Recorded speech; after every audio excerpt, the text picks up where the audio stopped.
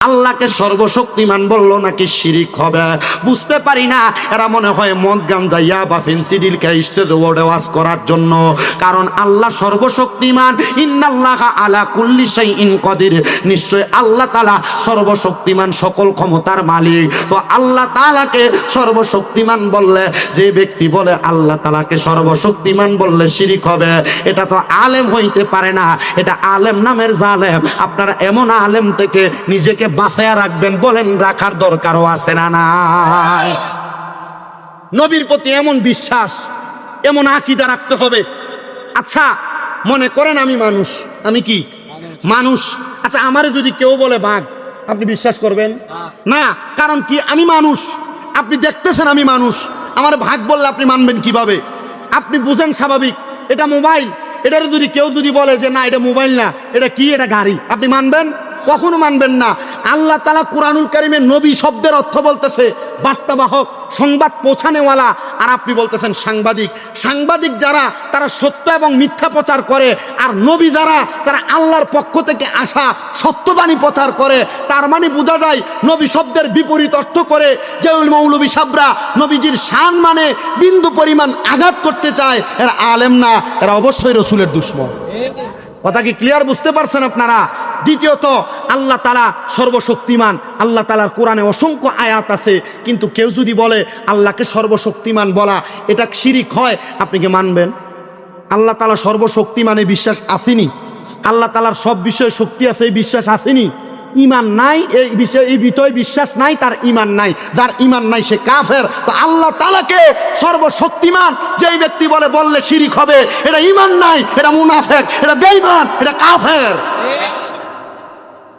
তাহলে আমাদেরকে বিশ্বাস আনতে হবে কয় বিষয়ে? আপনার কথা কন না। 7 বিষয়ে বিশ্বাস, ইমান আনলে আপনি জান্নাতি। কন না, আপনি কি জান্নাতি? এবার আসেন 7 বিষয় কি?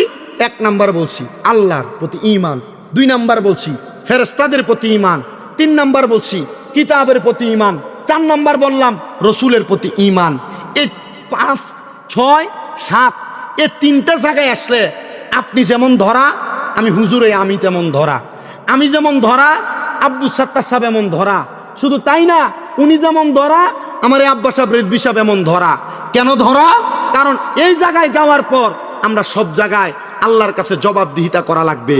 ও অরণ্যপুর এলাকার যুবক ভাই, মুরব্বী বাবা, মাইকের আওয়াজ যদি কানে যায়, কোন 7 বিষয় ইমানটাকে পরিপূর্ণ রাখলে আল্লাহ তাআলার জান্নাতি বান্দা হিসেবে নিজেকে আল্লাহর কাছে প্রেজেন্টেশন করতে পারবেন, আল্লাহর কাছে উঠাইতে পারবেন? আপনি এই 7টা বিষয় একটু মিলিয়ে দেখেন আপনার হয় কিনা। তার মানে আল্লাহর প্রতি ঈমান, ফেরেশতার প্রতি ঈমান, কিতাবের প্রতি ঈমান, রসুলের প্রতি ঈমান। এবার আসেন সর্বপঞ্চম নাম্বার। এবার আল্লাহ বলেন, আল্লাহর নবী বলেন ওয়াল ইয়াউমিল আখিরি, আখিরাতের প্রতি ঈমান। আখিরাতের প্রতি যারা ঈমান আনে তারা কোনোদিন দুনিয়াতে হারাম খায় না। আখিরাতের প্রতি যারা ঈমান আনে তারা কোনোদিন পরের হক মাইরা খায় না। আখিরাতের প্রতি যারা ঈমান আনে তারা কোনোদিন নেশা করে না। আখিরাতের প্রতি যারা ঈমান আনে তারা কোনোদিন পরনিন্দা করে না। আখিরাতের প্রতি যারা ঈমান আনে তারা কোনোদিন দুনিয়াতে বিশৃঙ্খলা করে না।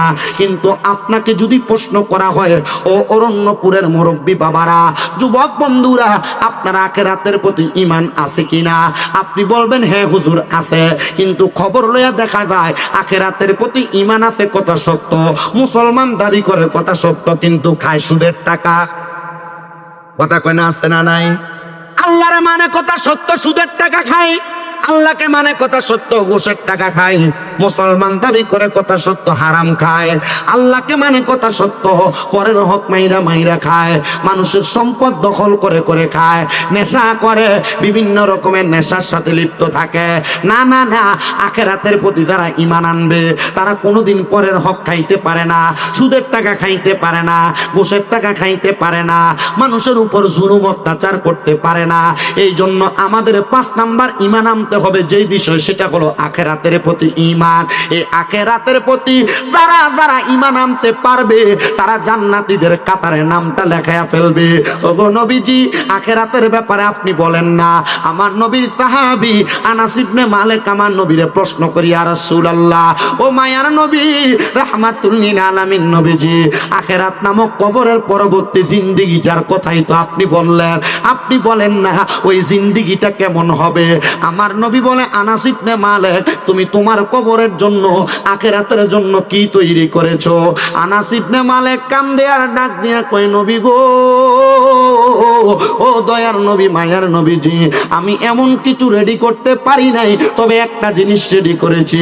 আমার অন্তরে আপনি হাবিবের প্রতি ভালোবাসা আছে, আপনি নবীর প্রতি মোহাব্বত আছে। আমার নবী বলে, আনাস ইবনে মালিক, এই ভালোবাসা দিয়া তুমি কি করবা? নবী গো, আপনি নবীর প্রতি অসংখ্যবার দুরূদ আদায় করব। আমার নবী বলে, আনাস ইবনে মালিক, যত বেশি দুরূদ আদায় করবা তত বেশি রহমত পাইবা আল্লাহ তাআলার জান্নাতে, আমি নবীর তত কাছাকাছি থাকবা।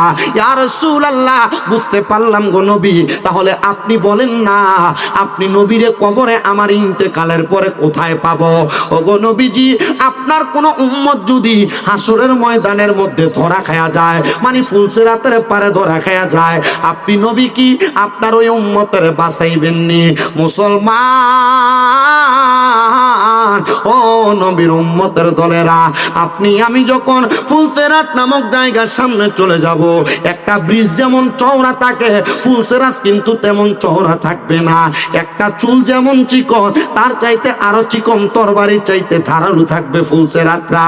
ফুলসিরাতের নিচে আমার আল্লাহর 8টা জাহান্নামের হাবিয়া নামক জাহান্নাম সাজাইবো, 7টা জাহান্নামের হাবিয়া নামক জাহান্নামকে সাজাইবো।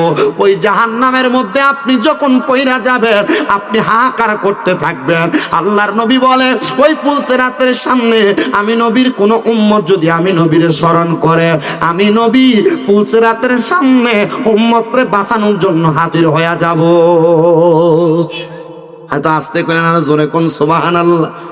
আনাস ইবনে মালিক বলে, ইয়া রাসূলুল্লাহ, একই সময় যদি আপনার কোন উম্মত মিজানের পাল্লার কাছে ধরা পড়া যায়, নবী গো, আপনি নবীরে মিজানের কাছে পাবেনি। আমার নবী বলে, আনাস, আমি নবীর কোন উম্মত যদি মিজানের পাল্লার কাছে আমি নবীরে স্মরণ করে, আমি নবী ঘোষণা করলাম, আমি নবী মিজানের পাল্লার কাছে দাঁড়ায়া যাব। ইয়া রাসূলুল্লাহ, আপনার কোন উম্মত যদি হাউজে কাউসারের কাছে আপনাকে স্মরণ করে, আপনি বলেন না আপনার উম্মত আপনার সে জায়গায় পাবেনি। আমার নবী বলে, আনাস, যদি হাউজে কাউসারের কাছে স্মরণ করে, আমার উম্মত আমি নবীর সে জায়গায় পাবে। আনাস ইবনে মালিক বলেন, ইয়া রাসূলুল্লাহ, ইয়া হাবিবাল্লাহ, একই সময় যদি 3 জন উম্মত 3টা জায়গার মধ্যে বিপদে পড়া যায়, আপনি নবী বলেন না আপনার উম্মত আপনি নবীরে কই জায়গায় পাবে? 3 জায়গায় একজন 3 জন যদি বিপদে পড়ে, আপনি একজন নবী কি করবেন? আমার নবী আল্লাহর কোরআন থেকে বলে, আনাস ইবনে মালিক, আমার আল্লাহ না বলেছে, ওয়ামা আরসালনাকা ইল্লা রাহমাতাল লিল আলামিন, আমি নবীজি সমস্ত জগতের জন্য, সমস্ত জাহানের জন্য রব। ওগো আনাস, আমি নবী রহমতের সুরত নিয়া 3 জায়গায় আমার গুনাহগার উম্মতরে রক্ষা করব। কোন সুবহানাল্লাহ। আরে নবী আমার উম্মতের দিওয়ানা, তোমরা জানো না, নবী আমার উম্মতের দিওয়ানা, বলেন নবী আমার ওয়ানা, তোমরা জানো না, নবী আমার উম্মতের দিওয়ানা, বলেন নবী আমার